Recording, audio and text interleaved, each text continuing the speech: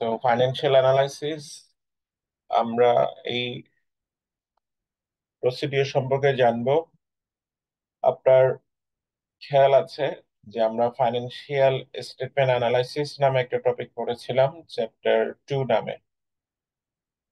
So financial statement যখন আমাদের কাছে থাকবে, এটাকে আমরা কিভাবে অ্যানালাইসিসের পারপাসে ব্যবহার করব,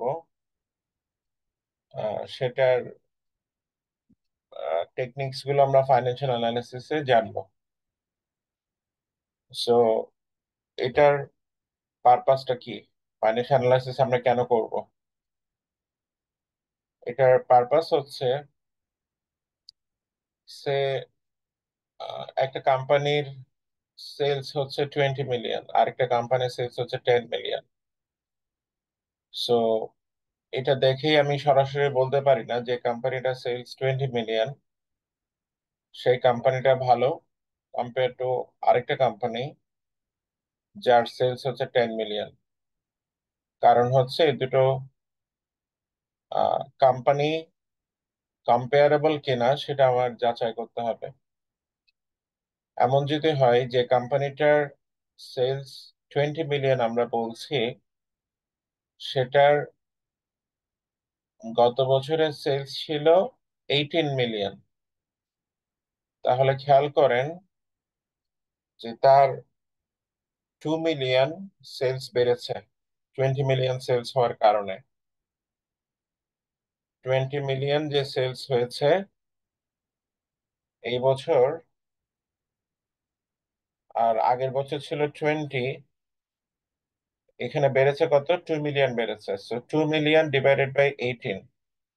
আর আরেকটা কোম্পানি যার বলেছি এই বছর হয়েছে 10 মিলিয়ন, ধরে নিচ্ছি গত বছর তার সেলস ছিল 5 মিলিয়ন, ডিভাইডেড বাই গত বছরের সেলস 5 মিলিয়ন। এখন খেয়াল করে দেখেন যে এই কোম্পানিটা সেলস এর গ্রোথ বেশি হয়েছে কোম্পানি বি, নাকি এই কোম্পানিটা সেলস এর গ্রোথ বেশি হয়েছে কোম্পানি এ? এখানে হচ্ছে 2/18, এখানে হচ্ছে আহ এখানে 5/5। এখানে আপনার যে গ্রোথটা হয়েছে এটা হচ্ছে অ্যাবাউট 11% মতো। আর এখানে যেটা গ্রোথ হয়েছে এটা হচ্ছে কত পার্সেন্ট? 5/5 মাল্টিপ্লাইড বাই 100, কত পার্সেন্ট? 100% গ্রোথ হয়েছে। তাহলে কোম্পানি কোনটা ভালো? বি এর পারফরমেন্স ভালো in terms of sales growth. But আমি যখন 20 দেখেছিলাম তখন আমার কাছে মনে হয়েছিল কি কোম্পানি এই ভালো। সো এই যে আমরা প্রসেস করলাম যে গত বছরের সেলস এর সাথে এই বছরের সেলস কে কম্পেয়ার করলাম, তারপর সেলস গ্রোথ ক্যালকুলেট করলাম, তারপর আমরা বুঝতে পারছি যে কোন কোম্পানিটা রিয়েলি ভালো করেছে। এই প্রসেসটা হচ্ছে ফাইন্যান্সিয়াল অ্যানালিসিস এর পার্ট। এখন খেয়াল করেন যে এই বছরের যেটা সেলস আর গত বছরের যেটা সেলস, এই ইনফরমেশন গুলো কোত্থেকে আসে? এই ইনফরমেশন গুলো আসা হচ্ছে ফাইন্যান্সিয়াল অ্যানালাইসিস থেকে। সো আপনি যদি ফাইন্যান্সিয়াল অ্যানালাইসিস টপিকটা পড়ে থাকেন, সো ইউ আর ফ্যামিলিয়ার যে সেলস কোন জায়গায় থাকে। সেলস কোন জায়গায় থাকে একটু বলেন তো, কোন স্টেটমেন্টে সেলস পাওয়া যায়? বলেন, তাড়াতাড়ি বলেন। সেলস ফাইন্যান্সিয়াল স্টেটমেন্টস এর কোন স্টেটমেন্টে থাকে? আমরা ফাইন্যান্সিয়াল স্টেটমেন্টস এর সাথে পরিচিত হয়েছিলাম। লামিয়া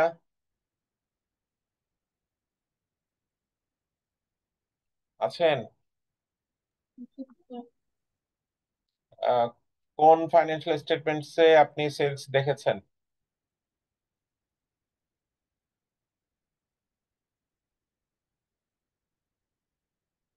জয়?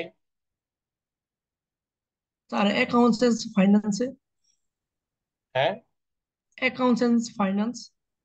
বুঝি নাই। স্যার অ্যাকাউন্টস এন্ড ফাইন্যান্সে থাকে না স্টেটমেন্টের। অ্যাকাউন্টস এন্ড ফাইন্যান্স নামে কোন স্টেটমেন্ট ছিল? আমরা income statement, balance sheet, cash flow statement এগুলো নিয়ে কাজ করেছি না জি স্যার। চ্যাপ্টার 2 তে? আমরা ইনকাম স্যার স্টেটমেন্ট। স্যার হ্যাঁ, কোন স্টেটমেন্টে ছিল? কোন স্টেটমেন্টে সেলস ছিল?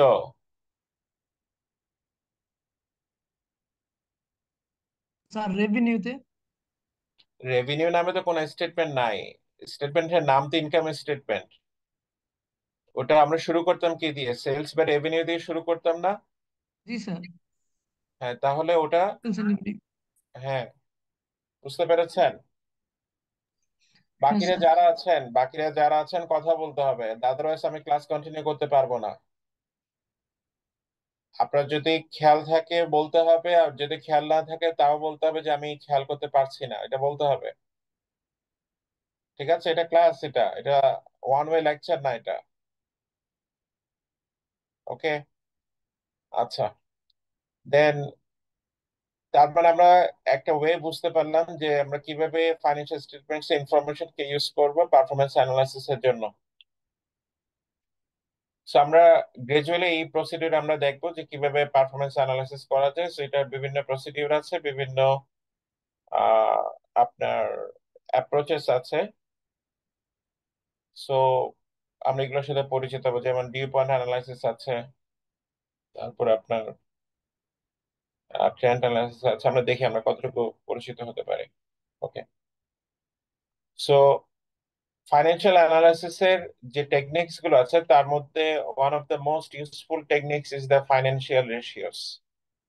সো আমরা একটু আগে যে এই বছরের sales, sales of this year, টি মানে হচ্ছে এই বছর, এটার সাথে কম্পেয়ার করছিলাম কিসের সাথে? Sales of previous year divided by sales of previous ইয়ার।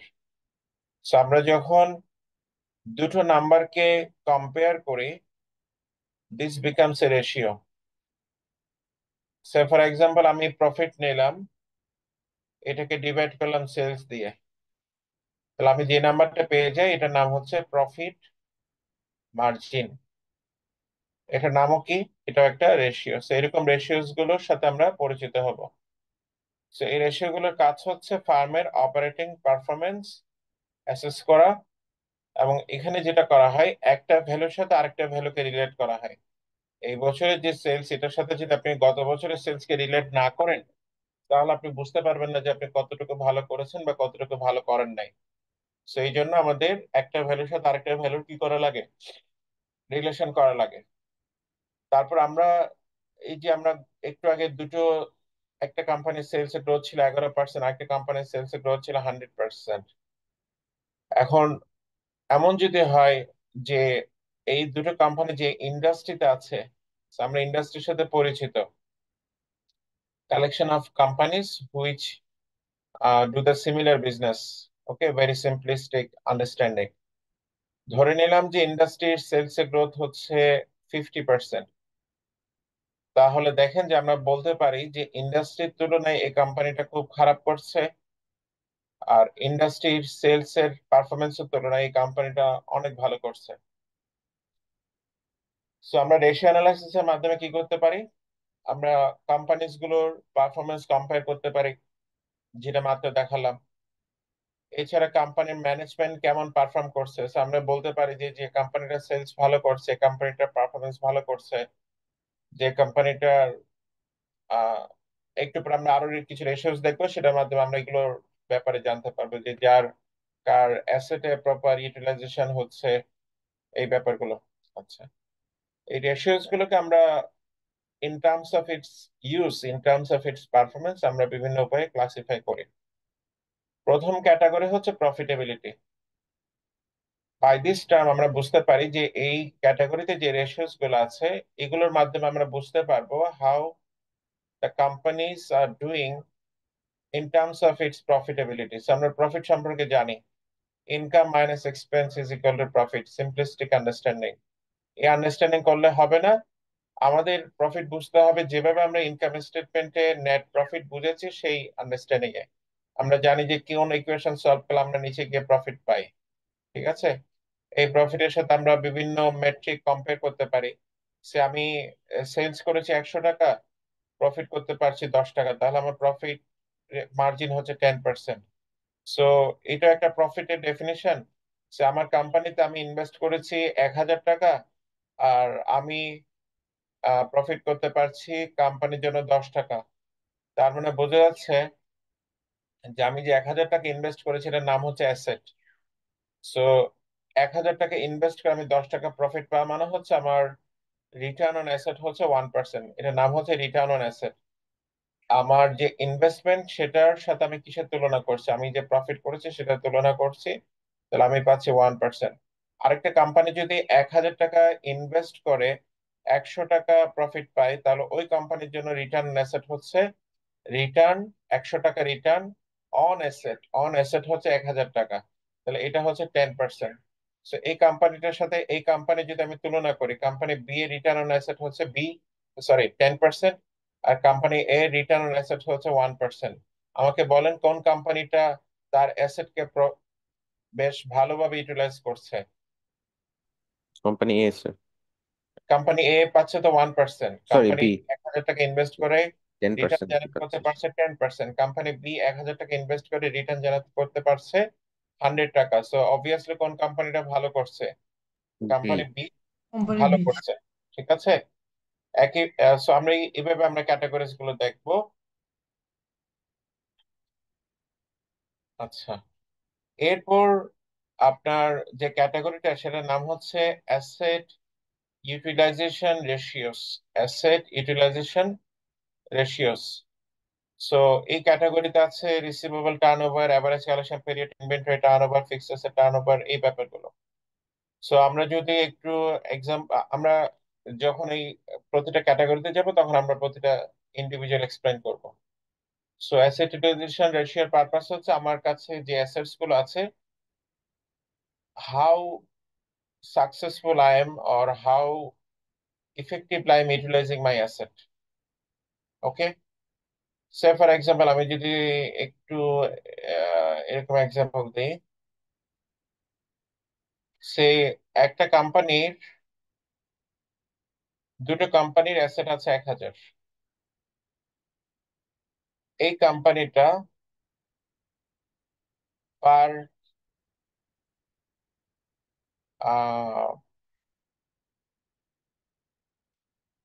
ওকে, এই কোম্পানিটা কোম্পানি এই 1,000 টাকা অ্যাসেট ইনভেস্ট করে 10,000 টাকা সেলস জেনারেট করতে পারে।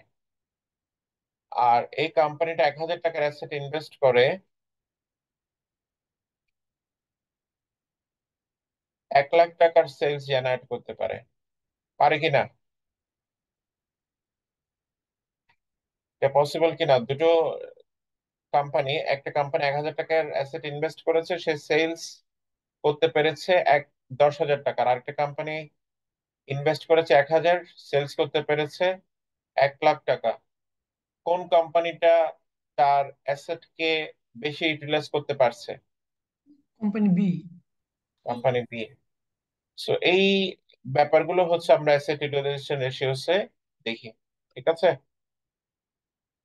আচ্ছা, লিকুইডিটি রেশিওস আমরা যেটা দেখি, যে সে ফর এক্সাম্পল আমার কাছে কোম্পানির কোম্পানির পাওনা আছে, বা সরি কোম্পানির অন্যদের কাছে পাওনা আছে, অন্যরা কোম্পানির কাছ থেকে টাকা পাবে, তার মানে লায়াবিলিটিস। তো কিছু লায়াবিলিটিস আছে যেগুলোকে সে আমার 1 বছরের মধ্যে পরিশোধ করতে হয়। এরকম লায়াবিলিটিস আছে সে অ্যাকাউন্টস পেয়েবল বা সাপ্লায়ার্স, ক্রেডিট সাপ্লায়ার্স, যাদের কাছ থেকে আমরা বাকিতে প্রোডাক্ট পারচেস করি তাদেরকে আমরা অ্যাকাউন্টস পেয়েবল বলি। সো তার কাছে কারেন্ট লায়াবিলিটি, এগুলোকে আমরা কারেন্ট লায়াবিলিটিস ইনক্লুড করি। এখন কিছু অ্যাসেট আছে যেগুলোকে আমরা কারেন্ট অ্যাসেট বলি। একইভাবে যে অ্যাসেট গুলো আমরা 1 বছরের মধ্যে ক্যাশ করতে পারি, 1 বছরের মধ্যে কি করতে পারি, ক্যাশ করতে পারি। সে ফর এক্সাম্পল যেই আপনার কোম্পানির ব্যালেন্স শিট আপনি দেখেছেন যে ক্যাশ থাকে, এটা তো ক্যাশে আছে, এটাকে আর ক্যাশ করার কিছু নাই। কোম্পানির কাছ থেকে যারা বাকিতে প্রোডাক্ট পারচেস করে তাদেরকে বলা হয় অ্যাকাউন্টস রিসিভেবল বা দেনাদার। এদের কাছ থেকে যে টাকাটা আপনি পাবেন সেটা সাধারণত 1 বছরের মধ্যে পাওয়া যায়। সো এই আইটেমস গুলোকে, আরো কিছু আইটেমস আছে, ইনভেন্টরিজ আছে। ইনভেন্টরিজ আমরা এক্সপেকটেশন হচ্ছে 1 বছরের মধ্যে সেল করতে পারবো সবগুলো।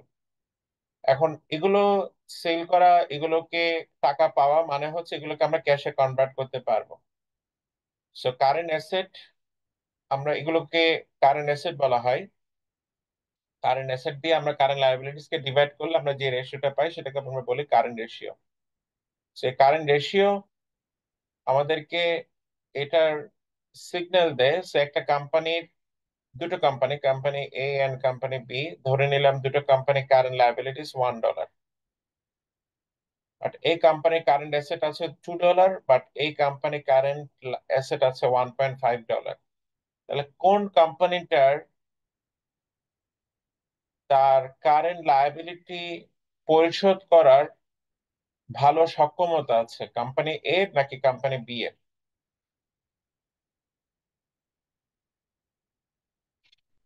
What do think? Sir company B.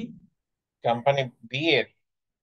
Company এর $1 কারেন্ট লায়াবিলিটির এগেনস্টে $2 কারেন্ট অ্যাসেট আছে, কোম্পানি এর ভালো অবস্থানে আছে না? কোম্পানি বি তো $1 কারেন্ট লায়াবিলিটির এগেনস্টে ও তার সরি, কোম্পানি এ হবে কারেন্ট, স্যার। হ্যাঁ, একটা $1.5 আছে। এরকম রেশিওস গুলো হচ্ছে লিকুইডিটি রেশিও, যেটার মাধ্যমে আমরা বুঝি যে আমার শর্ট টার্মে যে অব্লিগেশনস গুলো আছে এগুলো পরিশোধ করার কতটুকু ক্যাপাসিটি আমার আছে। ঠিক আছে, এটার ব্যাপারে আমার ক্যাপাসিটি কেমন। ওকে। ডেট ইউটিলাইজেশন রেশিওস, এখানে আমরা যেটা যাচাই করার চেষ্টা করি, আমরা কোম্পানি যদি ডেট নিয়ে থাকে সেই ডেটটা আমি ঠিক মতো পরিশোধ করার মতো আমার ক্যাপাসিটি কেমন আছে, সেই ব্যাপারটা আমরা যাচাই করি হচ্ছে ডেট ইউটিলাইজেশন রেশিওস দিয়ে। So আমরা গ্রাজুয়ালি নাম্বারস গুলো দেখার চেষ্টা করব। আচ্ছা, প্রথমে প্রথমে আমরা বলেছিলাম আমরা কি দেখব? প্রফিটেবিলিটি রেশিওস দেখবো, এটা হচ্ছে ফার্স্ট ক্যাটাগরি। আমরা অলরেডি বলেছি যে এটার পারপাস কি, এটার পারপাস হচ্ছে company ability to earn adequate return, company কেমন প্রফিট করতে পারছে, কোম্পানি কেমন রিটার্ন জেনারেট করতে পারছে, এটা যাচাই করা। এখন এটা যাচাই করতে গিয়ে আমরা যেটা করি সেটা হচ্ছে কোম্পানি যে প্রফিট করছে এটাকে আমরা কোম্পানির সেলস এর সাথে তুলনা করি, কোম্পানির টোটাল অ্যাসেটস এর সাথে তুলনা করি, কোম্পানির ইনভেস্টেড ক্যাপিটালের সাথে তুলনা করি। ঠিক আছে? তাহলে আমরা একটু দেখি। এটা হচ্ছে এটা পারপাস প্রফিটেবিলিটি। আর আমরা পারপাস অলরেডি বলেছি, আমরা একটু এটা ইউজ করি।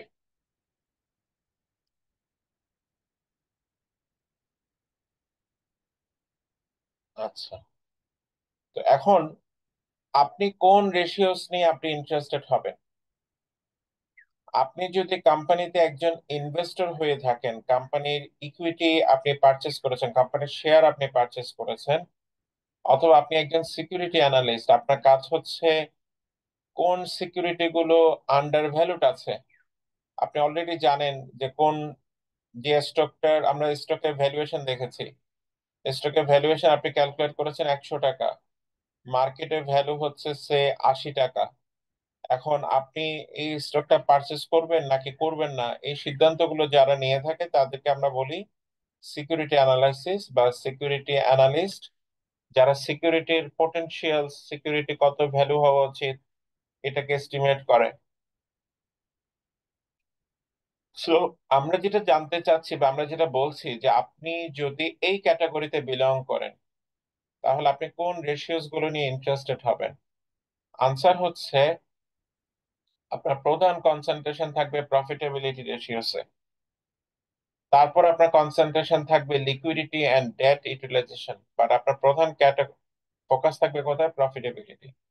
বাট এমন যদি হয় যে আপনি কোম্পানিকে লোন দিয়েছেন, আপনি কোম্পানির জন্য ব্যাংকার, বা আপনি কোম্পানির পাওনাদার, ওকে, আপনার কাছ থেকে কোম্পানি বাকিতে প্রোডাক্ট পারচেস করেছে, তার মানে আপনি কোম্পানির জন্য ক্রেডিটর, ট্রেড ক্রেডিটর, অথবা আপনি কোম্পানির বন্ড পারচেস করেছেন এই জন্য আপনি কোম্পানির ল্যান্ডার বা কোম্পানির ব্যাংকার, তাহলে আপনার ফোকাস থাকবে এই জায়গায় লিকুইডিটি রেশিওসে, আপনার ফোকাস প্রফিটেবিলিটিতে থাকবে না। আমি বলছি না যে এখানে আপনার কোনোভাবেই ফোকাস থাকবে না, আমি বলছি যে আপনার প্রাইমারি ফোকাস, প্রধান ফোকাস এটা থাকবে হচ্ছে লিকুইডিটি রেশিওস।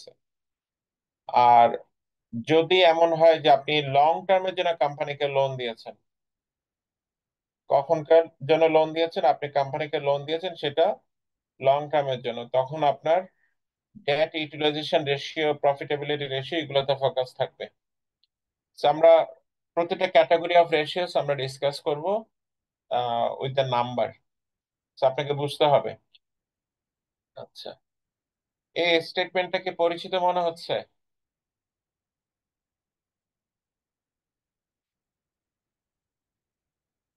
এই স্টেটমেন্টটা পরিচিত মনে হচ্ছে?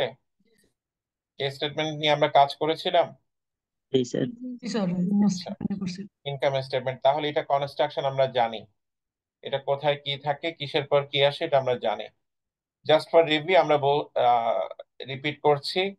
সেলস থেকে আমরা কস্ট অফ গুডস সোল্ড বাদ দিয়ে আমরা গ্রস প্রফিট পাই। গ্রস প্রফিট থেকে আমাদের যে অ্যাডমিনিস্ট্রেটিভ, সেলিং, জেনারেল এক্সপেন্সেস থাকে সেটা যখন আমরা মাইনাস করে আমরা অপারেটিং প্রফিট পাই। অপারেটিং প্রফিট থেকে আমরা ইন্টারেস্ট এক্সপেন্স মাইনাস করলে আমরা, তারপর আমরা আদার্স কোন ইনকাম থাকলে সেটা যদি অ্যাড করি তাহলে আমরা নেট ইনকাম বা নেট প্রফিট পেয়ে যাই। নেট প্রফিট বিফোর ট্যাক্স বা প্রফিট বিফোর ট্যাক্স, এটা থেকে আমরা যখন ট্যাক্স বাদ দিই আমরা পেয়ে যাই নেট ইনকাম। আচ্ছা, এই স্টেটমেন্টের সাথে পরিচিত ব্যালেন্স শিট। এখানে আমরা কোম্পানির ফাইন্যান্সিয়াল পজিশন দেখি in the terms of assets and liabilities and equities. আমরা অ্যাসেটস এর আইটেমস গুলোর সাথে পরিচিত, আমরা লায়াবিলিটিস এন্ড ইকুইটিস এর আইটেমস গুলোর সাথে পরিচিত। So আমরা দেখি যে আমরা কিভাবে এটাকে ইউটিলাইজ করব রেশিওস গুলো ক্যালকুলেট করার জন্য। প্রথম ক্যাটাগরি হচ্ছে প্রফিটেবিলিটি রেশিওস। প্রফিটেবিলিটি রেশিওস এ যেটা নিউমারেটর থাকবে, নিউমারেটর মানে আপনার ফ্র্যাকশনে যেটা উপরে থাকে সেটার নাম নিউমারেটর, আর ফ্র্যাকশনের নিচে যেটা থাকে সেটার নাম ডিনোমিনেটর, রাইট? আমরা এখন প্রতিটা রেশিওর নাম জানবো এবং প্রতিটা রেশিওর নিউমারেটরে কি হবে, ডিনোমিনেটরে কি হবে সেটা জানবো। তারপর আমরা রেশিওটা কিভাবে এক্সপ্লেন করতে হবে সেটা সম্পর্কে জানবো। প্রফিটেবিলিটি রেশিওতে প্রথম যে রেশিওটা আমরা দেখি সেটা হচ্ছে প্রফিট মার্জিন। প্রফিট মার্জিন আমি অলরেডি এক্সপ্লেন করেছি, এটা ক্যালকুলেট করা হয় নেট প্রফিট বা নেট ইনকাম, এটা হচ্ছে নিউমারেটর, আর ডিনোমিনেটর হচ্ছে সেলস। সো এখন আমরা এটা খুঁজে বের করি। আমরা যদি স্টেটমেন্টে খুঁজে বের করি, স্টেটমেন্টে আমরা দেখছি যে নেট ইনকাম কত, কত নেট ইনকাম, নেট প্রফিট কত, 200,000। 200,000। এই নেট ইনকামটা আমরা এখানে নিয়ে আসছি, নেট ইনকাম 200,000। এখন আমরা এটা এক্সপ্রেস করছি ইন টার্মস অফ সেলস, যেহেতু প্রফিট মার্জিন সমান সমান হচ্ছে প্রফিট ডিভাইডেড বাই সেলস। আর সেলস এর ফিগার হচ্ছে 4 মিলিয়ন, 4 মিলিয়ন। ঠিক আছে? সো আমরা যখন প্রফিটকে সেলস এর ফিগার দিয়ে ডিভাইড করি তাহলে আমরা পেয়ে যাই প্রফিট মার্জিন। তারপর আমরা রেশিও যেটা পাচ্ছি সেটা হচ্ছে 5%। এখন এটাকে আমরা কিভাবে এক্সপ্লেন করব? প্রথম কথা হচ্ছে আমরা এটা বলতে কি বুঝতে পারছি, আমরা এটা বুঝতে পারছি যে কোম্পানি যদি 100 টাকা সেলস করে তার থেকে প্রফিট জেনারেট করতে পারে 5 টাকা। এই ইন্টারপ্রিটেশন প্রতিটা রেশিওর জন্য একইভাবে অ্যাপ্লিকেবল, আমরা প্রতিটা রেশিও এভাবে বুঝবো। এটা নিয়ে কোনো কনফিউশন আছে? আমি যে কথাটা মাত্র বলেছি, একশো না টাকা স্যার। সেলস করে কোম্পানি 5 টাকা প্রফিট করতে পারে। অবভিয়াসলি আপনি এই কাজটা যে ভালো এটা বুঝতে পারছেন, অ্যাজ লং এস এটা যে একটা প্লাস প্রফিট করছে বা পজিটিভ প্রফিট করছে, কোনো লস করে নাই। বাট আপনার আলটিমেট কনক্লুশনের জন্য যেটা করতে হবে, এই পার্সেন্টেজটা কি হ্যান্ডসাম একটা পার্সেন্টেজ কিনা, এই পার্সেন্টেজ নিয়ে আপনার কি আদৌ খুশি হওয়া উচিত কিনা, বা এখানে কি কোম্পানির স্যাটিসফ্যাকশনের সুযোগ আছে কিনা, বা কোম্পানি কি এখান থেকে ইমপ্রুভ করার সুযোগ আছে কিনা, এই ব্যাপারগুলো আপনি তখনই যাচাই করতে পারবেন যখন আপনি এই পার্সেন্টেজটা একটা বেঞ্চমার্ক পার্সেন্টেজের সাথে কম্পেয়ার করতে পারবেন, অথবা অন্য কোম্পানিজ গুলো, এই সেক্সটন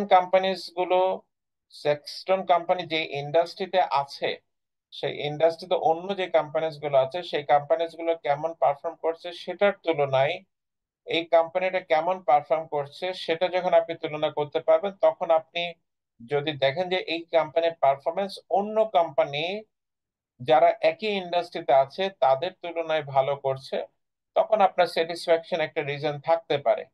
হাউএভার যদি দেখা যায় যে ইন্ডাস্ট্রির তুলনায় আপনার সেলস এর পারফরমেন্স কম আছে, তখন আপনাকে বুঝতে হবে যে আপনার এখান থেকে পারফরমেন্স ইমপ্রুভ করার সুযোগ আছে। আপনি অন্য কোম্পানিজ গুলো অ্যাভারেজে কেমন পারফরমেন্স করছে সেটার তুলনায় আপনি একই পারফরমেন্স বা এর চেয়ে ভালো পারফরমেন্স আপনাকে করতে হবে। Now you look at how other companies are performing on an average 6.7%. এখন বলেন আপনার কোম্পানির কি ইমপ্রুভ করার সুযোগ আছে কিনা? আপনার কোম্পানি কি ইন্ডাস্ট্রির তুলনায় আউট পারফর্ম করছে নাকি আন্ডার পারফর্ম করছে?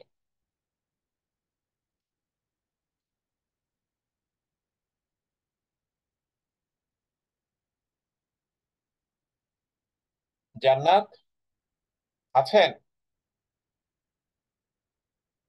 জান্নাতুল নাইম?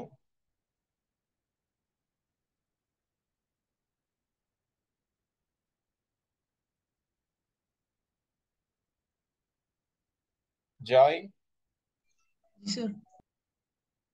বলেন তো, আমি যে প্রশ্নটা করেছি এটা একটু আনসার দেওয়ার চেষ্টা করেন। ওকে। কোশ্চেন তো বুঝতে পেরেছেন নাকি? জি স্যার, প্রশ্ন বুঝতে পারছি। আপনার কাছে এখন কি মনে হচ্ছে, ইন্ডাস্ট্রির তুলনায় আমার কোম্পানিটা কি ভালো করছে নাকি ভালো করছে না? স্যার ভালো করছে মনে হয়। ভালো করছে জি না? স্যার, ভালো করছে স্যার। কিভাবে ভালো করছে? না, আপনার 5% তো, আর আমি 5% বলছি আছে না স্যার ইয়া থেকে? 7%। আপনার ইন্ডাস্ট্রি পারফর্ম করছে 6.7%, আপনি পারফর্ম করছেন 5%। ও সরি স্যার, ইন্ডাস্ট্রি ভালো করছে আর ইন্ডাস্ট্রি ভালো করে আপনার ইন্ডাস্ট্রিকে ইভ্যালুয়েট করা আপনার কাজ না। আপনার কাজ হচ্ছে একে ইভ্যালুয়েট করা। বোঝা গেছে? জি স্যার। ক্লিয়ার? আচ্ছা, নেক্সট ওয়ান হচ্ছে রিটার্ন অন অ্যাসেট। এখানে আমরা যেটা করি, numerator is same like before, net income, but আমরা ডিনোমিনেটর, এটা হচ্ছে টোটাল অ্যাসেট। সো এখন আপনি এটা কিভাবে মনে রাখবেন? প্রফিট মার্জিনে যে ডিনোমিনেটর সেলস, এটা আপনাকে মনে রাখতেই হবে। Margin is always on sales. But এর পরের গুলো যখন আপনি রিটার্ন অন অ্যাসেটস দেখবেন, আপনাকে মনে করতে হবে যে নিচে অ্যাসেটস আছে আর উপরে রিটার্নের মেজার আছে। সো রিটার্নের মেজার হচ্ছে নেট প্রফিট বা নেট ইনকাম, আর অ্যাসেটের মেজার হচ্ছে টোটাল অ্যাসেট।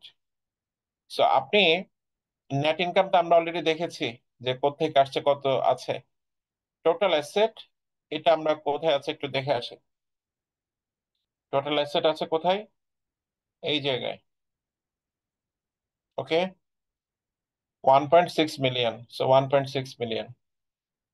সো আপনি দেখেন যে আপনি যখন এটাকে নেট প্রফিটকে টোটাল অ্যাসেটস দিয়ে ডিভাইড করছেন, আপনি যে পার্সেন্টেজটা পাচ্ছেন, এটা যদি আপনি এই ফর্ম, আমরা এখানে যে 100-র তুলনায় 5 ইন্টারপ্রিট করেছে, আপনি এটাকে যদি ইন্টারপ্রিট করতে চান, পার 100 টাকা অ্যাসেটে কোম্পানি জেনারেট করতে পারছে 12.5 টাকা। হাউএভার ইন্ডাস্ট্রি জেনারেট করতে পারছে 10%। তো আপনি এখন বলেন তো, ইন্ডাস্ট্রির তুলনায় আপনি কেমন করছেন in terms of return on assets? How are you sir doing? অবশ্যই ভালো করছে। ভালো ভালো ভালো। করছেন, রাইট? ভালো। রাইট। আচ্ছা, এখন আমরা এখানে দুটো রেশিওসকে আমরা relate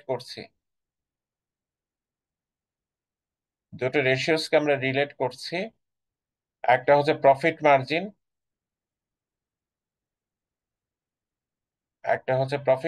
net income over sales. আরেকটা হচ্ছে একটু আগে আমরা অ্যাসেট ইউটিলাইজেশন একটা রেশিওস দেখিয়েছিলাম, এটাকে বলা হয় asset turnover. Asset turnover.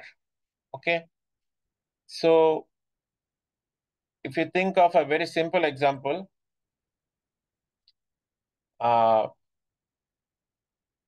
think of যে দুটো চার দোকান, প্রতি চায়ের দোকানে 1,000 টাকা করে ইনভেস্ট করা হয়েছে। 1,000 হচ্ছে তার টোটাল অ্যাসেটের ভ্যালু। এখন এই চার দোকানটার প্রতি অ্যানুয়াল সেলস হচ্ছে $10,000 আর এর অ্যানুয়াল সেলস হচ্ছে 1,000। তাহলে obviously in terms of asset utilization সে কি করছে, ভালো করছে। তো আমরা এখানে যেটা করি, এই রেশিওসটা নিয়ে আসি, এই রেশিওসটা কম্পেয়ার করে সেলস ওভার টোটাল অ্যাসেট, এটাকে বলা হয় asset turnover. So all other things remaining same, আপনি given the level of asset, given the level of asset মানে হচ্ছে দুই যাদের সাথে আমরা তুলনা করছি তাদের অ্যাসেট লেভেল সেম, এই অবস্থায় যে বেশি সেলস জেনারেট করতে পারছে তার পারফরমেন্স ভালো। ওকে, সো আমরা মূলত এখানে যেটা দেখানোর চেষ্টা করছি যে আপনার কাছে যদি নেট ইনকাম ওভার সেলস থাকে, একই সাথে আপনার যদি সেলস ওভার টোটাল অ্যাসেটস থাকে, আপনি দেখেন যে এই সেলস যদি আমরা কি করি, ক্যান্সেল আউট করি, thing is the same, net income over total asset. But এটা আমাদেরকে একটা ইউজফুল ইনসাইট দেয়। এই যে ব্রেকডাউন আমরা করেছি, প্রফিট মার্জিন একটা, আরেকটা হচ্ছে অ্যাসেট ইউটিলাইজেশন, আমরা একটা ইনসাইট আমাদেরকে দেয়। সে ফর এক্সাম্পল দুটো কোম্পানি, একটা কোম্পানি হচ্ছে কোম্পানি এই যার 12.5% রিটার্ন অন অ্যাসেট, আরেকটা কোম্পানি আমি বলছি যে এই কোম্পানিটা রিটার্ন অন অ্যাসেটস 12.5%, বাট তার আপনার ধরে নিলাম ওকে, তার প্রফিট মার্জিন হচ্ছে 6.25%, আর অ্যাসেট ইউটিলাইজেশন রেশিও হচ্ছে 2, এরও 12.5%, এরও 12.5%। In terms of return on assets দুটো কোম্পানির পারফরমেন্স সেম কিনা, 12.5 12.5, yes or no? Yes sir. Yes. আচ্ছা, but if you look at the profit margin, যেটা হচ্ছে প্রথমটা, if you look at the profit margin, কোন কোম্পানিটা ভালো, প্রথমটা নাকি দ্বিতীয়টা? বি। বি। আর in terms of asset utilization কোন কোম্পানিটা ভালো? বোথ। এর তো আড়াই, এর দুই, দুটো কি সেম হলো? ও আচ্ছা। কে ভালো? এ। প্রথম কোম্পানিটা ভালো। সো ইউ সি যে given the same level of return on asset, দুটো কোম্পানি একই রিটার্ন অন অ্যাসেটসে আসতে পারে even after having different performance in profit margin and asset utilization. So এই ব্রেকডাউন যদি আপনি না করেন তাহলে আপনি বুঝতে পারবেন না যে কে আসলে কিভাবে ভালো করছে। Am I clear? K yes sir. কিভাবে ভালো করছে এটা আপনি বুঝতে পারবেন না। থিঙ্ক অফ টু কোম্পানিজ, একটা কোম্পানি হচ্ছে অ্যাপল, আরেকটা কোম্পানি হচ্ছে ডেল। এই অ্যাপল কোম্পানি, তার কিন্তু ইনভেন্টরিজ থাকে, তার কি থাকে, ইনভেন্টরিজ থাকে, মানে অ্যাসেটস এর মধ্যে একটা কম্পোনেন্ট হচ্ছে ইনভেন্টরি। বাট এই কোম্পানিটা ডেল, সে কিন্তু কোনো ইনভেন্টরি রাখে না। সে ইনভেন্টরি না রেখে তাহলে বিজনেস কিভাবে করে? ডেল, আপনি ডেলের সাথে পরিচিত, ডেল ল্যাপটপের সাথে। ডেল যেটা করে, ডেল হচ্ছে কাস্টমারের কাছ থেকে যখন অর্ডার পায়, অর্ডার পাওয়ার পরে সাপ্লায়ার্স কে বলে যে আমার এই এত সংখ্যক পিসি লাগবে, এত সংখ্যক পিসির জন্য এত সংখ্যক মাদারবোর্ড লাগবে, এত সংখ্যক ডিসপ্লে লাগবে, এগুলো আমাকে দাও। তারপর সে অ্যাসেম্বলিতে যায়। এটা কার পলিসি? ডেলের পলিসি। এখন ডেল যদি কাস্টমার থেকে অর্ডার পাওয়ার পর অ্যাসেম্বলিতে যায়, ইনভেন্টরি পারচেসে যায়, তাহলে এট প্রেজেন্ট তার ইনভেন্টরি অনেক কম হবে। বাট অ্যাপল কিন্তু এই কাজ করে না। অ্যাপল কোম্পানি কাস্টমারের অর্ডার পাওয়ার আগেও প্রোডাক্ট অ্যাসেম্বলি করে রাখে। এখন কার কাছে ইনভেন্টরি বেশি থাকবে? ডেলের কাছে ইনভেন্টরি বেশি থাকবে না অ্যাপলের কাছে ইনভেন্টরি বেশি থাকবে? অ্যাপলের কাছে। অ্যাপল তো ইনভেন্টরি রাখা, অ্যাপলের কাছে ইনভেন্টরি বেশি থাকবে, পারফেক্ট। আচ্ছা, বাট আপনি যদি দেখেন যে অ্যাপলের ইনভেন্টরি যদি বেশি থাকে তাহলে অ্যাপলের কোনটা কম হবে? আপনার এখানে যে আমরা টার্নওভারের কথা বলছিলাম না, যেহেতু তার অ্যাসেটস বা ইনভেন্টরি, মানে ইনভেন্টরি হচ্ছে one of the examples of total assets, one of the items of assets. আপনি তার ক্ষেত্রে এটা হয়তো কম দেখতে পাবেন, কার ক্ষেত্রে?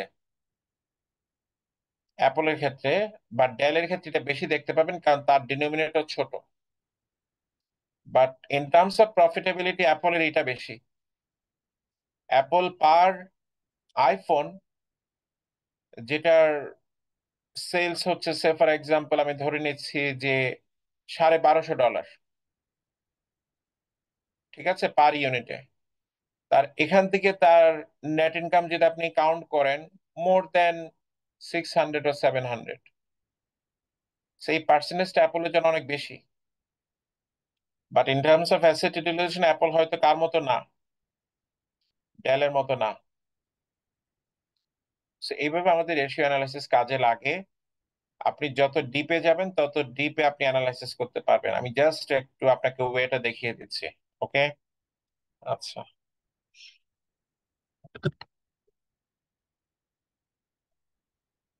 নেক্সট হচ্ছে রিটার্ন অন ইকুইটি। আমরা রিটার্ন অন ইকুইটিতে যেটা করি, numerator is same like before return on assets, denominator আমরা চেঞ্জ করি। আমাদের স্টক হোল্ডার্স ইকুইটির সাথে পরিচিত আমরা, ব্যালেন্স শিটের সাথে যদি আমরা পরিচিত হই, আমরা এখানে যেহেতু আপনি দেখেছেন নামটা হচ্ছে ইকুইটি, এখানে আমাদের শেয়ার হোল্ডার্স ইকুইটিটা আসবে। ওকে, আচ্ছা। এই রিলেটেড আরেকটা রেশিওস আছে, সেটা হচ্ছে অল্টারনেটিভ ওয়ে। এটা আপনি এই মুহূর্তে স্কিপ করলেও চলবে, বাট দ্য আইডিয়া সিম্পল, যে আমি কিভাবে একই নাম্বারে পৌঁছাতে পারবো রিটার্ন অন ইকুইটিতে। আমার যদি নিউমারেটরে রিটার্ন অন অ্যাসেটস থাকে, রিটার্ন অন অ্যাসেটস এর পার্সেন্টেজ আমরা অলরেডি দেখেছি এই 12.5% বা 12.5%, যেটাই আপনি নেন না কেন। রিটার্ন অন অ্যাসেটস কে আমরা যদি ইকুইটি রেশিও দিয়ে ডিভাইড করি, তাহলে আমরা রিটার্ন অন ইকুইটি পেয়ে যেতে পারি। সো ডেট ওভার অ্যাসেট, এই রেশিও হচ্ছে ডেট রেশিও। আমরা জানি যে কোম্পানি যে অ্যাসেট পারচেস করে, এটা কন্ট্রিবিউশন আসে ইকুইটি থেকে, এটা কন্ট্রিবিউশন আসে ডেট থেকে। সো আমরা ডেট ওভার অ্যাসেট এটা যদি আমরা জানি, সো টোটাল অ্যাসেট হচ্ছে অলওয়েজ 1 বা 100%।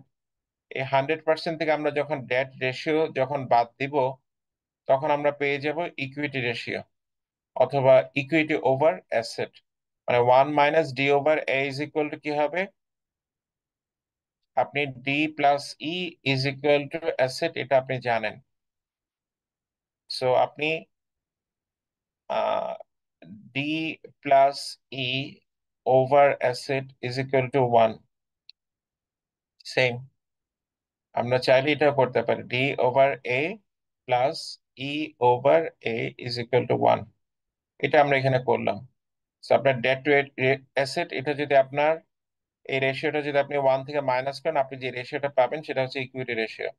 তো আমরা এটা কেন দেখাচ্ছি? আমরা এটা দেখাচ্ছি হচ্ছে রিটার্ন অন ইকুইটি অল্টারনেটিভলি আপনি ক্যালকুলেট করতে পারবেন, which is not straight forward way, but this one is straight forward way, যেটা আমরা কমনলি ইউজ করি। রিটার্ন অন অ্যাসেটস কে যদি আপনি ইকুইটির পার্সেন্টেজ দিয়ে ডিভাইড করেন, আপনি কি পেয়ে যাবেন? Same return on equity ratio পেয়ে যাবেন। So in terms of return on equity you see যে it is outperforming than the industry. So আমরা পরিচিত হলাম কয়টা প্রফিটেবিলিটি রেশিওর সাথে? একটা প্রফিট মার্জিন, আরেকটা রিটার্ন অন ইকুইটি, আরেকটা return on assets. Okay, So the idea is simple. Equity means the investment by the owners. Equity কারা ইনভেস্ট করে? ওনার্সটা ইনভেস্ট করে। সো আপনি স্টক হোল্ডার হিসেবে, সিকিউরিটি অ্যানালিস্ট হিসেবে আপনার জন্য এটা একটা মেট্রিক। কেন? কারণ আপনি জানতে পারছেন যে আমি যে কোম্পানিতে 100 টাকা ইকুইটি ইনভেস্ট করেছি, এটার কোম্পানি কত রিটার্ন বা কত প্রফিট জেনারেট করতে পারছে, 20 টাকা প্রফিট জেনারেট করতে পারছে। হাউএভার ইন্ডাস্ট্রির অন্য কোম্পানিতে যদি আমি 100 টাকা ইনভেস্ট করতাম, তাহলে অন অ্যান অ্যাভারেজে রিটার্ন পারফরমেন্স হচ্ছে 15%।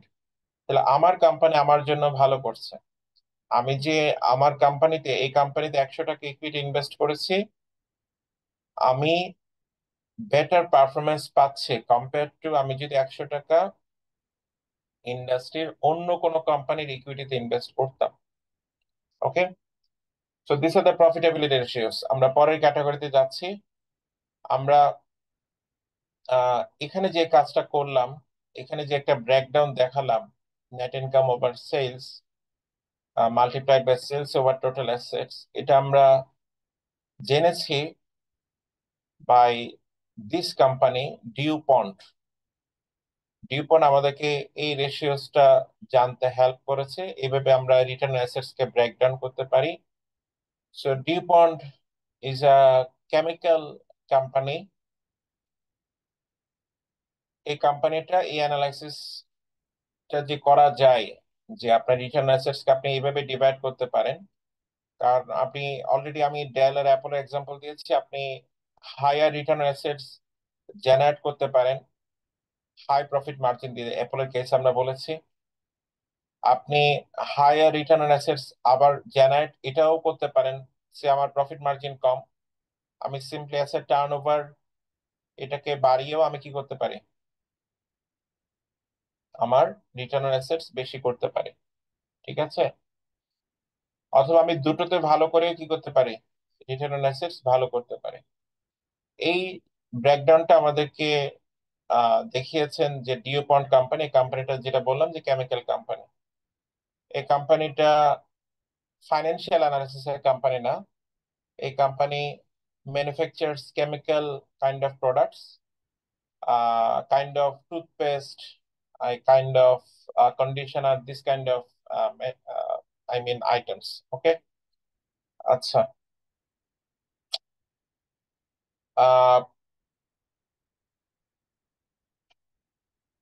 ওকে, আমরা এটা অলরেডি আলোচনা করেছি।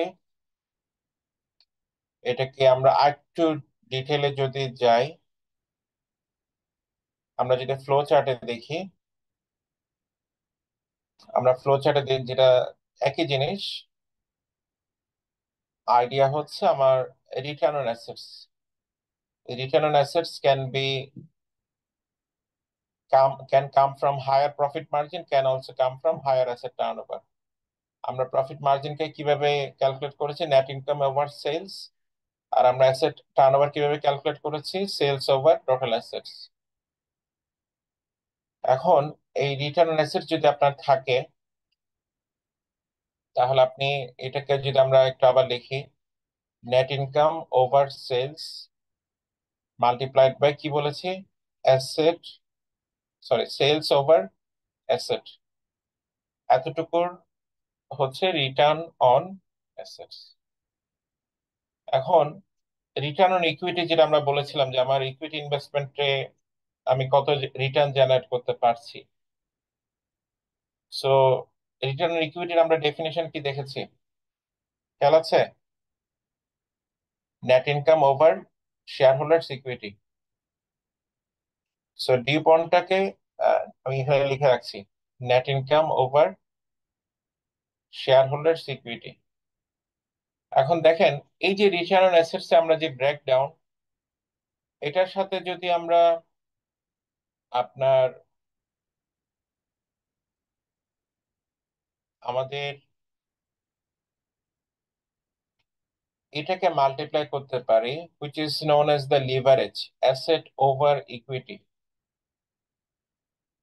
কি মাল্টিপ্লাই করছি, অ্যাসেট ওভার ইকুইটি। একটু আগে আমরা এই রেশিওস দেখছিলাম না, ডেট ওভার অ্যাসেট এটাকে কি রেশিও বলেছিলাম খেয়াল আছে? এটাকে কি রেশিও বলেছে? ডেট ওভার অ্যাসেট কে? ডেট ওভার অ্যাসেট কে কি রেশিও বলেছে? মহিবুর আছেন? জি স্যার, আছি sir. Sir debt over asset কে আমরা কি রেশিও বলেছি? স্যার স্যার আমি বলতে পারতেছি না স্যার, আমি মাত্র জয়েন করছি তো স্যার। আচ্ছা জয়, ডেট ওভার অ্যাসেট কে আমরা কি রেশিও বলেছি?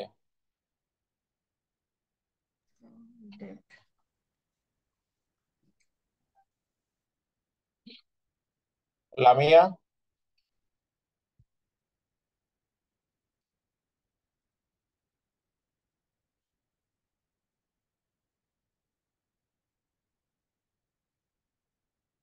অনুজিৎ?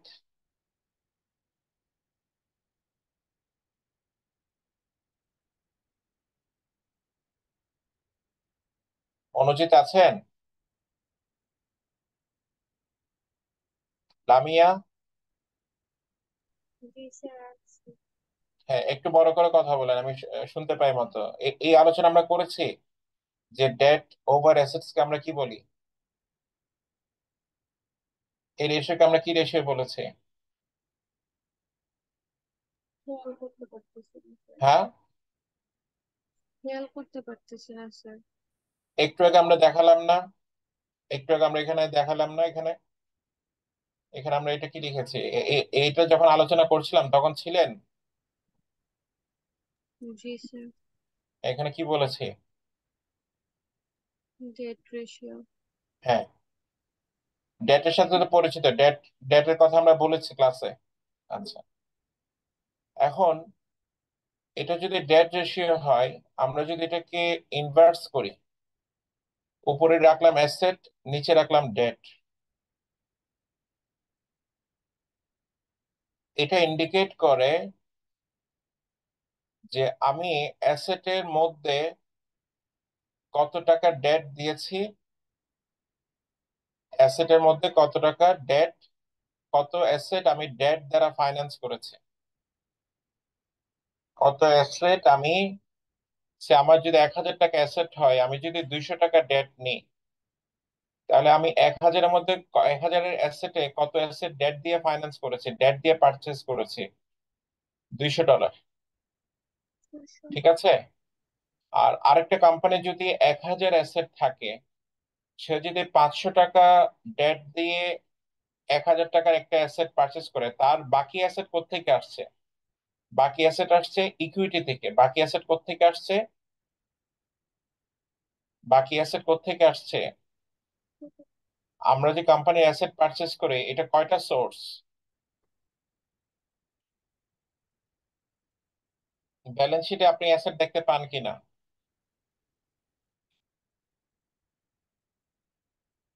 এই অ্যাসেটটা আপনি পারচেস করেন কি দিয়ে? আপনার ডেট থাকে, আপনার ইকুইটি থাকে।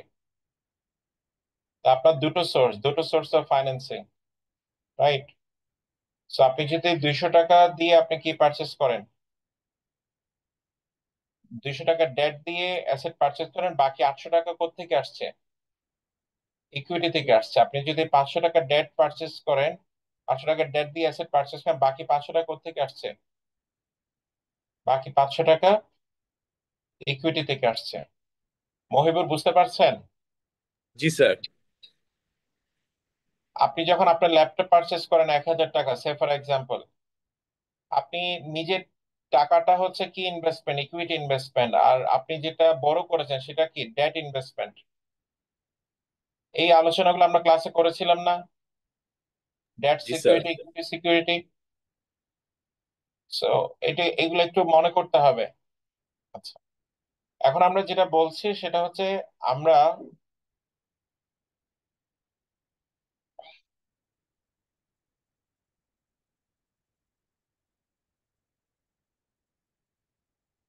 আমরা এই রেশিওসটা যদি আমরা লিখি, প্রফিট মার্জিন কি বলেছিলাম? Profit over sales. Sales over asset কে কি বলেছিলাম? Asset turnover. আর এখানে অ্যাসেট ওভার ইকুইটি, এটার নাম হচ্ছে লিভারেজ। এটার নাম কি? এটার নাম লিভারেজ। কারণ হচ্ছে asset over equity, asset over debt দিয়ে আমরা যেভাবে বুঝতে পারি যে আমার অ্যাসেটের মধ্যে কত টাকা লিভারেজ, অ্যাসেট ওভার ইকুইটি দিয়ে আমরা বুঝতে পারি যে অ্যাসেটের মধ্যে কত টাকার ইকুইটি ফাইন্যান্সিং। এখন দেখেন, ইকুইটি ফাইন্যান্সিং যত বেশি হবে তত এই রেশিওটা বেশি হবে কিনা নাকি কম হবে?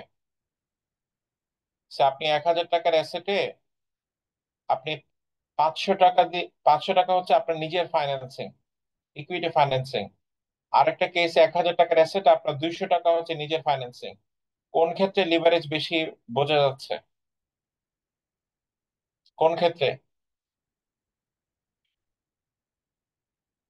যেখানে আপনি 200 টাকা দিয়ে নিজের ফাইন্যান্সিং করেছেন সেই ক্ষেত্রে আপনি লিভারেজ বেশি নিয়েছেন, নাকি যে ক্ষেত্রে আপনি 500 টাকা নিজের টাকা দিয়ে ফাইন্যান্সিং করেছেন ওখানে লিভারেজ বেশি নিয়েছেন? স্যার নিজের টাকা যেটা ফাইন্যান্স করছে স্যার।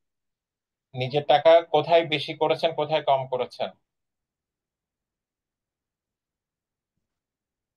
200 টাকার কেসে বেশি করেছেন নাকি 500 টাকার কেসে বেশি করেছেন নিজের টাকা ইকুইটি স্যার ফাইন্যান্সিং? 500 টাকার কেসে আচ্ছা, বেশি করে। 500 টাকা, তাহলে আপনি কি লিভারেজ বেশি নিয়েছেন কিনা? 500 টাকায় কি আপনি লিভারেজ বেশি জি নিয়েছেন স্যার। নাকি জি এখানে লিভারেজ বেশি নিয়েছেন? 500 টাকা লিভারেজ স্যার বেশি। Ah I don't know why you are getting things wrong. আচ্ছা, 1,000 টাকার অ্যাসেট আপনি ইকুইটি ইনভেস্ট করেছেন 200 টাকা, বাকি 800 টাকা কোত্থেকে আসছে? বাকি 800 কোত্থেকে আসছে? 1,000 যে আপনার অ্যাসেট, 200 টাকা আপনি ইকুইটি ইনভেস্ট করেছেন, বাকি 800 কে ডেট থেকে আসে নাই?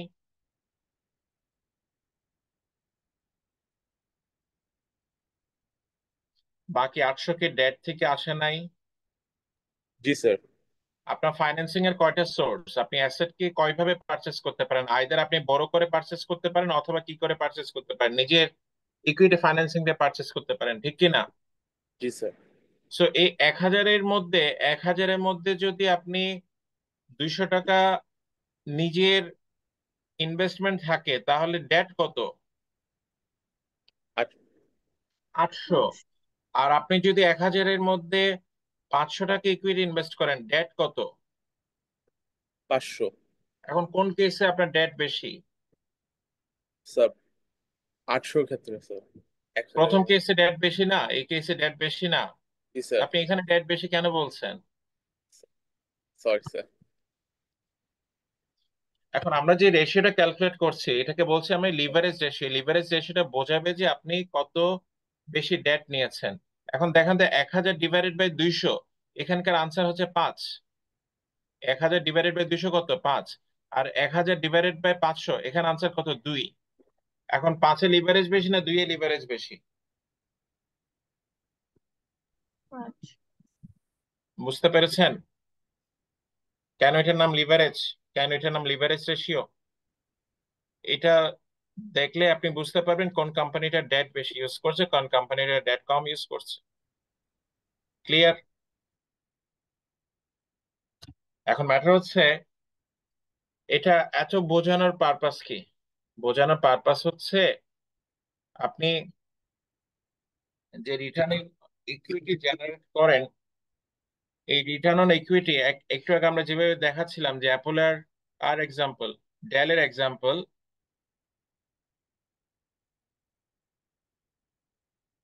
অ্যাপোলার ডেলের এক্সাম্পল দেখাচ্ছিলাম, আমরা যেটা বোঝাতে চাচ্ছি যে প্রফিট, আমি প্রফিট বলতে নেট প্রফিট,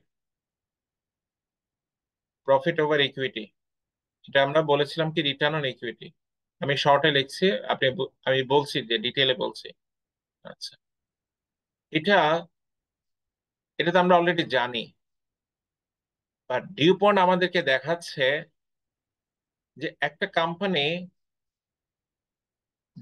তিনটার যে কোনো একটা উপায়ে রিটার্ন অন ইকুইটি বাড়িয়ে ফেলতে পারে। কোন তিনটা উপায়? দুটোর সাথে আমরা অলরেডি পরিচিত, which are components of return on asset. Profit over sales, আমরা দেখেছি প্রফিট মার্জিন। আরেকটা কি অ্যাসেট টার্নওভার বলেছে, কি সেলস ওভার অ্যাসেট। এটা আমরা অলরেডি দেখেছি যে রিটার্ন অন অ্যাসেট যে কোনো একটা বাড়ি আপনি কি করতে পারেন, বাড়াতে পারেন। আচ্ছা, এখন আমরা এটার সাথে নতুন একটা ফ্যাক্টর মাল্টিপ্লাই করছি, এটাকে আমরা বলছি লিভারেজ। একটু আগে আমরা কিসের সাথে পরিচিত হলাম? অ্যাসেট ওভার ইকুইটির সাথে পরিচিত হলাম। এখন আপনার কোশ্চেন হচ্ছে এটা কিভাবে রিটার্ন অন ইকুইটি হয়, এটা কিভাবে রিটার্ন অন ইকুইটির ইকুইভ্যালেন্ট হয়? আনসার হচ্ছে এই যে সেলস, এই sales cancel out each other, এই অ্যাসেট, এই asset cancel out each other. কি কি থাকে? উপরে থাকে প্রফিট, নিচে থাকে ইকুইটি।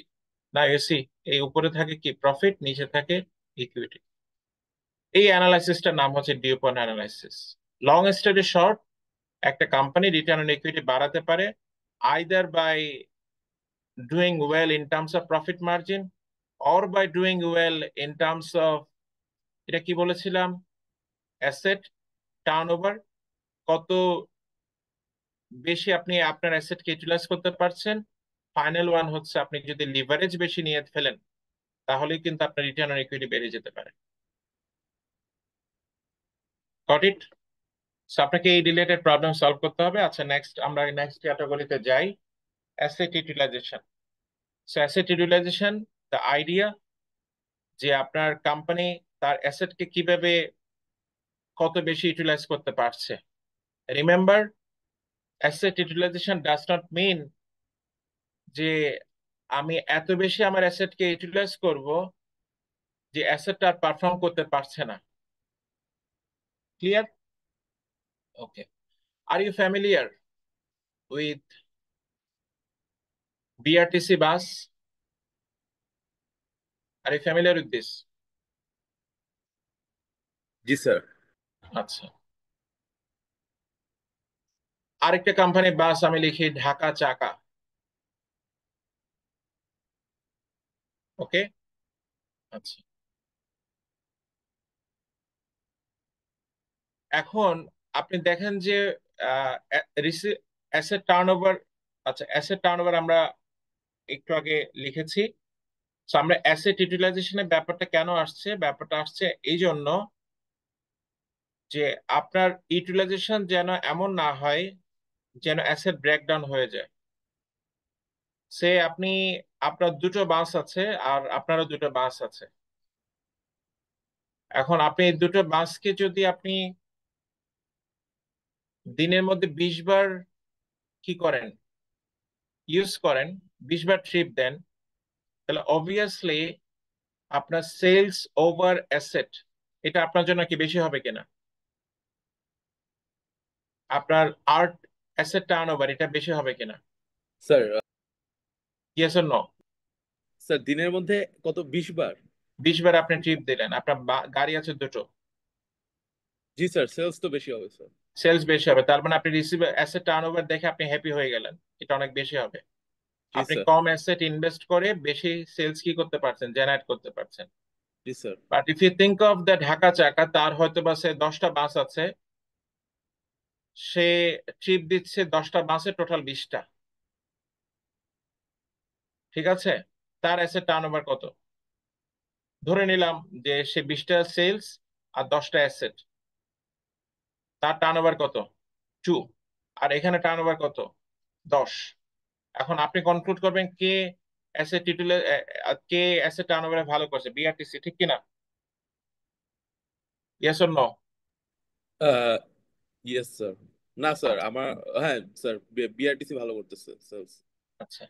10%। হ্যাঁ এখন খেয়াল করেন যে সে ফর এক্সাম্পল যে বাসটা আছে, এই বাসটা দিনের মধ্যে 5 বার যদি ট্রিপ দেয় সে ভালো থাকে, সুস্থ থাকে। হোয়াট ডাজ ইট মিন? এটা প্রবলেম হবে না, এটা একটা রেস্ট পাবে। বাট আপনি যদি এটাকে ওভার ইউজ করেন, কারণ আপনি ইউজ করছেন কয়বার দিনের মধ্যে? 20 বার, বাট এটার এফেক্টিভ ইউজ কয়বার দিনে? 5 বার। এখন আপনি যেটা 5 বার ইউজ করার কথা সেটাকে যদি 20 বার ইউজ করেন, what will happen to your asset? Sir, depreciation বেশি হবে। ডেপ্রিসিয়েশন খুব আর্লিয়ার হবে। আপনার আপনার এই যে বাসগুলোর অবস্থা দেখেন খুব লক্ষর ঝক্কর। কারণ কি? স্যার বোঝা গেছে? এটাকে যতটুকু মেরামত রেস্ট দেওয়ার কথা, এটাকে যতটুকু সার্ভিসিং করানোর কথা, সেটা আমি করছি না। আমি শুধু কিসে কনসেন্ট্রেট করছি? সেলসে। বোঝা গেছে? So, জি আমি স্যার। এখানে আন্ডারস্ট্যান্ডিং হচ্ছে শুধুমাত্র অ্যাসেট টার্নওভার বেড়ে গেলেই যে আমি ভালো করছি তা না। আমাকে কার সাথে কম্পেয়ার করতে হবে? ইন্ডাস্ট্রির সাথে কম্পেয়ার করতে হবে, এবং এটাও দেখতে হবে যে আমি কি আমার অ্যাসেট কেমন ভাবে ইউটিলাইজ করছি যেন অ্যাসেটটা কি না হয়ে যায়, অ্যাসেটটা ব্রেকডাউন না হয়ে যায়। ওকে, আচ্ছা, asset utilization ratio. Asset utilization রেশিওতে আমরা যে রেশিওস গুলো দেখি, আমরা একটু এক্সাম্পল দিই। প্রথমটা হচ্ছে রিসিভেবল টার্নওভার।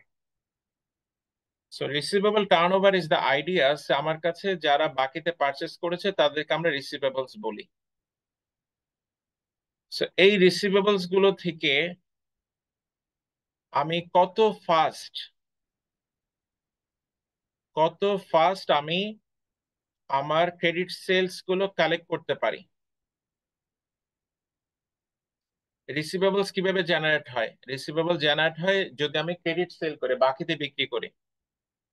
ওকে, এখন সে দুটো কোম্পানি দুটো কোম্পানি সে 100 টাকা করে ক্রেডিট সেল করে, ঠিক আছে? কোম্পানি এ আর company B. But company B এর যে রিসিভেবলস সেটা অ্যাভারেজে থাকে 20, আর কোম্পানি বি এর যারা রিসিভেবলস মানে বুঝতে পারছেন তো কারা? যাদের কাছে আমরা বাকিতে প্রোডাক্ট কি করেছে, সেল করেছে, তারা ক্রেডিট সেল করেছে, তাদের কাছ থেকে আমরা টাকা পাবো, রিসিভেবলস। ক্লিয়ার? আচ্ছা, আর এখানে কোম্পানি বি, তার অ্যাভারেজে রিসিভেবলস হচ্ছে 50। এই কোম্পানিটা অ্যাভারেজে 20 টাকার রিসিভেবলস রেখে, 20 টাকার দেনাদার রেখে 100 টাকা সেলস জেনারেট করতে পারে। 100 টাকা তার ক্রেডিট সেল, ঠিক আছে?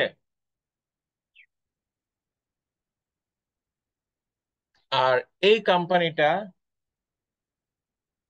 অ্যাভারেজে রিসিভেবলস থাকে 50। রিসিভেবলস কোথায় থাকে? ফাইন্যান্সিয়াল স্টেটমেন্টসে খেয়াল আছে? ব্যালেন্স শিটে কারেন্ট অ্যাসেটে রিসিভেবলস থাকে। আচ্ছা, তার 50 টাকা রিসিভেবলস এর এগেনস্টে সে 100 টাকা ক্রেডিট সেল জেনারেট করতে পারে। এখন আমাকে বলেন তো কোন কোম্পানিটা ভালো? দুইজনের sales level same, but company এর অ্যাভারেজে রিসিভেবলস থাকে 20, আর কোম্পানি বি এর অ্যাভারেজে রিসিভেবলস থাকে বা ক্রেডিট, যাদের কাছে আমি ক্রেডিটে সেল করেছি সেই ব্যালেন্সটা থাকে 50। কে দ্রুত রিসিভেবলস কালেক্ট করতে পারে বলে আপনার মনে হচ্ছে? রিসিভেবলস থেকে আপনি যত তাড়াতাড়ি কালেক্ট করবেন তত রিসিভেবলস এর ব্যালেন্স কি হয়ে যাবে, কমে যাবে। এখন কোম্পানি আমাকে এ বলেন, স্যার। কোম্পানি এ কি করছে? ভালো করছে, ভালো করছে। রাইট? আর কোম্পানি বি রিসিভেবলস টার্নওভার বেসিসে ভালো করছে না। Now you see this company, এই কোম্পানিটা দেখেন, এটা যখন আমরা নাম্বারটা নিয়েছি ক্রেডিট সেল ডিভাইড করেছি রিসিভেবলস ব্যালেন্স দিয়ে, আমরা পাচ্ছি 11.4। তার মানে আমরা বলতে পারছি কোম্পানি 1 টাকা 11.4 ক্রেডিট সেলের এগেনস্টে তার রিসিভেবল ব্যালেন্স থাকে 1 টাকা। বাট ইন্ডাস্ট্রিতে 10 টাকা ক্রেডিট সেলের এগেনস্টে রিসিভেবলস থাকে $1। আমি কি ইন্ডাস্ট্রির তুলনায় ভালো করছি কিনা?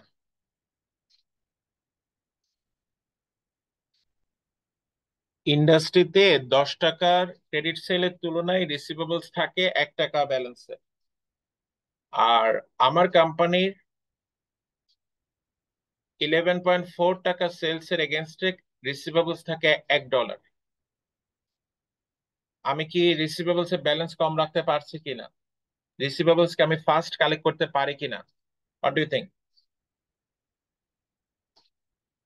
একটু আগে আমাকে বললেন না এটা এটা ভালো, জি স্যার, ওইটাই একটু মানে আগে এটা আমারটাই আমাকে বেটার। বললেন না এটা ভালো না। তা এখন এটা কম্পেয়ার করতে কি কষ্ট হচ্ছে? 11.4 আর 10 কে না, ভালো? 11.4 মানে স্যাক্সটন ইন্ডাস্ট্রির তুলনায় কোম্পানি কি করছে? ভালো করছে। ভালো করছে, জি। ওকে, এখন এই রেশিওসটা আমরা এখানে দেখি টাইমস এর বেসিসে।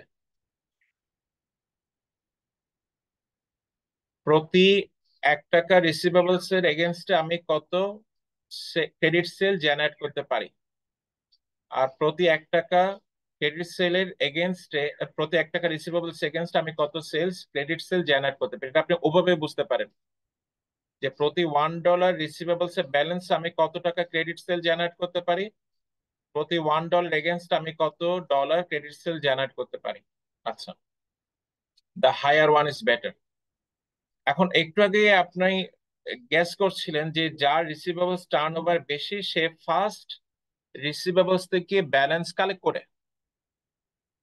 আর রাইট, এখন এই যে ফার্স্ট বলছে এটাকে আমরা কিভাবে আহ সময়ের বেসিসে ক্যালকুলেট করতে পারি? আনসার হচ্ছে আমরা এমন একটা রেশিওস আছে অ্যাভারেজ কালেকশন পিরিয়ড। এখানে আমরা যেটা করি অ্যাকাউন্টস রিসিভেবলের যে ব্যালেন্সটা, সেটা তো এই অ্যামাউন্ট অলরেডি আমরা দেখেছি। এই অ্যামাউন্টকে যখন আমরা, এই যে টোটাল ক্রেডিট সেল যেটা হয়েছে এটা হচ্ছে পুরো বছরের ক্রেডিট সেলকে যদি আমরা 365 দিয়ে ডিভাইড করি, তাহলে আমরা পেয়ে যাব পার ডে তে অ্যাভারেজে আমার ক্রেডিট সেল কত। সেটা অ্যাকাউন্ট রিসিভেবলকে যদি ওই নাম্বারটা দিয়ে ডিভাইড করি পার ডে তে ক্রেডিট সেল কত, তাহলে আমি পেয়ে যাব 32। এই নাম্বারটা পেয়ে যাব, এটার নাম হচ্ছে average collection period. The idea is that what does it mean, meaning বোঝাটা জরুরি রেদার দেন আন্ডারস্ট্যান্ডিং এটা কিভাবে ক্যালকুলেট করা হয়েছে। মিনিং যদি আপনি বুঝতে পারেন তাহলে কিভাবে ক্যালকুলেট করেছে এটা আপনার কাছে বোঝাটা ইজিয়ার হবে। এটা পারপাস হচ্ছে সে কারো কাছে আমি বাকিতে সেল করছি, তাকে বললাম যে তুমি 60 ডেজ এর মধ্যে পেমেন্ট করলে হবে, কাউকে বললাম 90 ডেজ এ পেমেন্ট করলে হবে, কাউকে বললাম 15 ডেজ এ পেমেন্ট করলে হবে।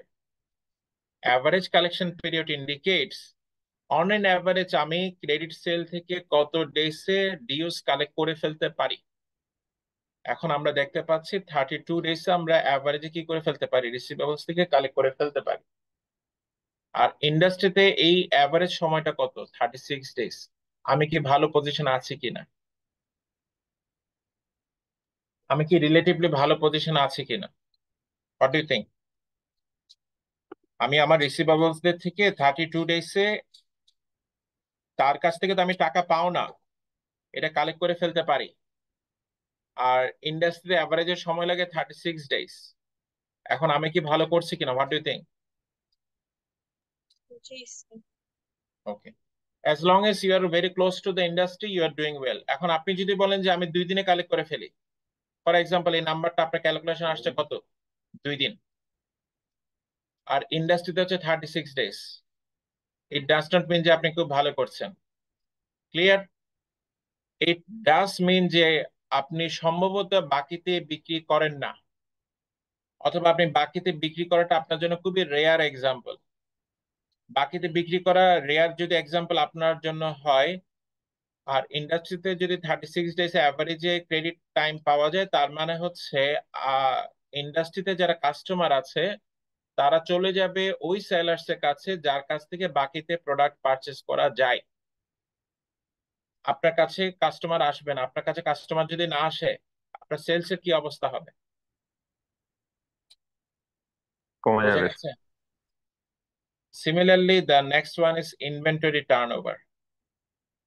সে একটা কোম্পানির, দুটো কোম্পানি আমরা চিন্তা করি, কোম্পানি এ আর কোম্পানি বি। কোম্পানি এ 100 টাকা সেলস, আর কোম্পানি বি এর সেম 100 টাকা সেলস ধরে নিলাম। বাট কোম্পানি এর এই 100 টাকা সেলস জেনারেট করতে অন এন অ্যাভারেজ তার ইনভেন্টরি থাকে সে 50। আর এই কোম্পানিটার 100 টাকা সেলস যে জেনারেট করে তার on an average inventory balance থাকে সে 25। আচ্ছা, এটা বোঝার চেষ্টা করেন, আবার এখানে গিয়ে কনফিউজ হয়ে যায় না 50 টাকা ইনভেন্টরি রেখে 100 টাকা সেলস কিভাবে হয়। এটা হচ্ছে ইনভেন্টরিটা হচ্ছে আপনার কাছে যেটা কি থাকে, স্টক থাকে। আপনার কাছে অ্যাভারেজে যেটা স্টক থাকে, আপনার at the end of the 31 ডিসেম্বরে আপনার ব্যালেন্সে কত টাকার ইনভেন্টরি আছে সেটা হচ্ছে সেই অ্যামাউন্টটা। তার মানে আপনি এই অ্যামাউন্টটা গ্রাজুয়ালি কি করছে, কখনো সে 200 ছিল, কখনো 500 ছিল, কখনো 100 ছিল, কখনো 50 ছিল, এরকম। ঠিক আছে। সো এখান থেকে আপনি ইন টোটাল কত টাকা সেল জেনারেট করতে পেরেছেন, 100। আর 31 ডিসেম্বর আপনার অ্যাভারেজ ইনভেন্টরি ব্যালেন্স কত, 50। এখন আপনি 50 টাকা ইনভেন্টরি ব্যালেন্স রেখে আপনি 100 টাকা সেল জেনারেট করতে পেরেছেন, আর এখানে 25 টাকার ইনভেন্টরি ব্যালেন্স রেখে আপনি কি করতে পেরেছেন, 100 টাকা সেল জেনারেট করতে পেরেছেন। কোন জায়গায় আপনি ইনভেন্টরি কম রাখতে পেরে একই লেভেল অফ সেল জেনারেট করতে পেরেছেন, এখানে। সো এই it indicates your efficiency is better, inventory turnover is higher. By keeping 1 টাকা inventory, you are generating 4 টাকা sales. 100 ডিভাইডেড বাই 25 হচ্ছে 4 ডিভাইডেড বাই 1, আর এখানে 100 ডিভাইডেড বাই 50 হচ্ছে 2 ডিভাইডেড বাই 1। ঠিক আছে, 2 ডিভাইডেড বাই 1। সো কোন জায়গায় আপনার এফিসিয়েন্সি বেশি, 1 টাকা ইনভেন্টরি ব্যালেন্সের এগেনস্টে 4 টাকা ক্রেডিট, 4 টাকা সেলস, এটাতে আপনার এফিসিয়েন্সি বেশি, নাকি 1 টাকার এগেনস্টে 2 টাকা, 1 টাকা ইনভেন্টরি এগেনস্টে 2 টাকা সেলস, এটাতে আপনার এফিসিয়েন্সি বেশি। সো এটাতে আপনার এফিসিয়েন্সি বেশি। ঠিক আছে, you can keep less inventory but generate greater amount of sales. So এটাও সেম আপনাকে ইন্ডাস্ট্রির সাথে কম্পেয়ার করতে হবে। ওকে, so we have completed 2 categories of ratios. One is profitability ratios, another one is asset utilization ratios. So you can look at other ratios. আপনার